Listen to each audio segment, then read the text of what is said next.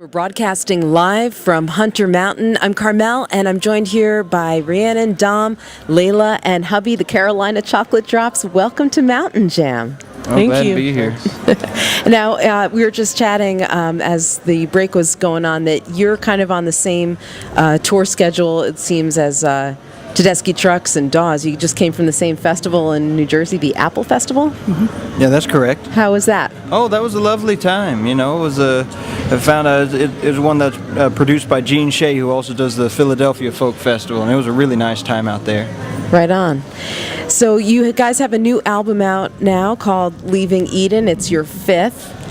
Tell us a little bit about the new album. It's is it any different stylistically from your old stuff? Yeah, it's it came at a time where there were some differences in the band. We had an original member leave to go back to school and get off the road, and so we saw the introduction of actually 3 new musicians that we ended up working with on the record. So that made it just in and of itself different than the previous records, you know. So we didn't really have to worry about trying to push the envelope and go somewhere new. We were already there, you know, which was really nice. And so Buddy Miller kind of helped shepherd that along. He's a fantastic producer, as well as being a great songwriter in his own right, which is and a nice guy. And too. a super nice guy, yeah. So did the instrumentation change on this album as well? Can you tell us about a little bit about what we're going to expect to see this afternoon? Oh, well, our group does a combination of several different styles of music. We do old-time fiddle and banjo music, mainly focusing on the North Carolina Piedmont, and we also do some blues and some jazz, and then there's kind of this other area that we go into where there's some R&B and there's a little bit of world music in different forms. Like Rhiannon was our main banjoist for many years, and then Hubby Jenkins, who's over to my far right for you folks who can't see us, he's playing the 5-string banjo for the most part, and then we have Layla McCullough here who's been playing the cello with us as well. And I took over on fiddle. Yeah. Oh, okay, yeah, because that's kind of new. I remember you playing the banjo for the most part in the past. Yeah. So let's talk about the Hunger Games soundtrack. How did you guys get? It seems like a kind of an interesting fit for you. Well, T-Bone Burnett had known about us for a while and had made some contact with Dom and with our manager, and when he came to get to do that soundtrack, he thought of us as one of the bands that he wanted to hear from. So he just told us to come up with some futuristic Appalachian music, and so we all read the books, and I got particularly inspired and wrote a couple of songs and sent them off, and he said, all right, let's record them, and one of them made it onto the soundtrack, so it was pretty exciting. Did you see the movie?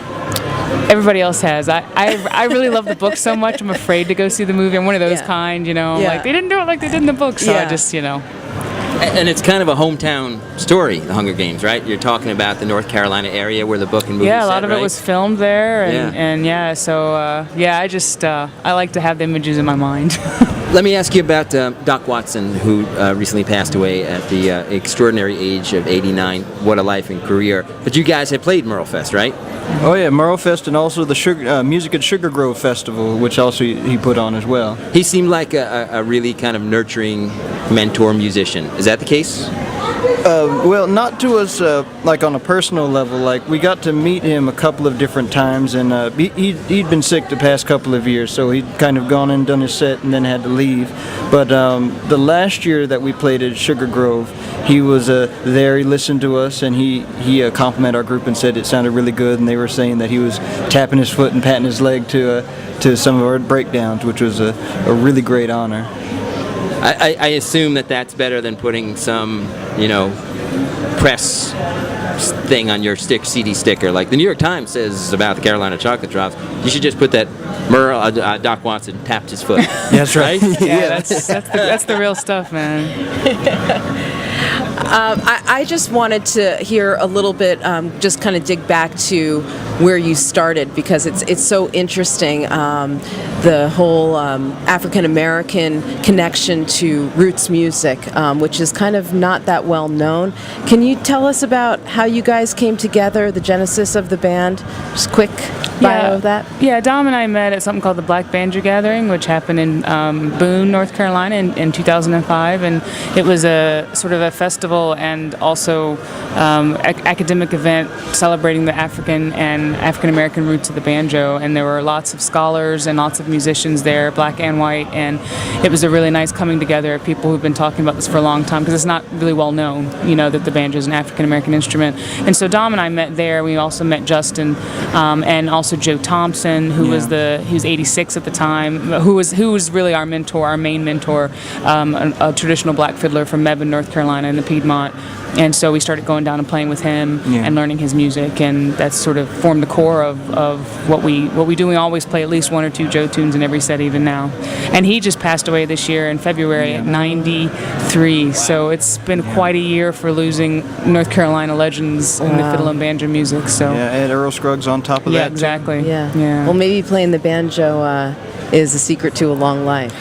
I think fiddle and banjo, absolutely. Absolutely. Yeah, those guys seem to just keep on going, which is pretty awesome. Yeah. Can you tell us about Country Girl? We've got that queued up. We wanted to play a track from Leaving Eden. Sure. That's just I'm native North Carolinian and been from the South, obviously, and grew up partly in the country, and it's just my thought about what it's like to be from there, and how I think everybody should be proud of their roots wherever they're from, even if they don't live there anymore. It's part of who you are, and so being from North Carolina is part of who I am. Carolina Chocolate Drops, thanks so much for coming by the DST broadcast area. We're broadcasting live from Hunter Mountain from Leaving Eden. This is Country Girl.